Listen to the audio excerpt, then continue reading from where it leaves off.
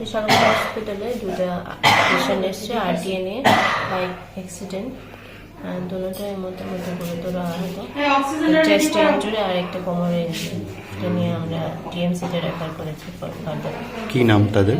একজনের নাম হয়েছে রতন সাহা 28 ইয়ার্স আর আরেকজনের হরিপদ দাস 64 ইয়ার্স। ম্যাডাম, দুজনের অবস্থাই তো মানে আশঙ্কাজনক ছিল, কিন্তু একটা পেশেন্ট পার্টির তরফ থেকে তো অভিযোগ ছিল যে হাসপাতালে অ্যাম্বুলেন্স থাকা সত্ত্বেও মানে হসপিটাল থেকে বলা হয়েছে যে অ্যাম্বুলেন্স নেই।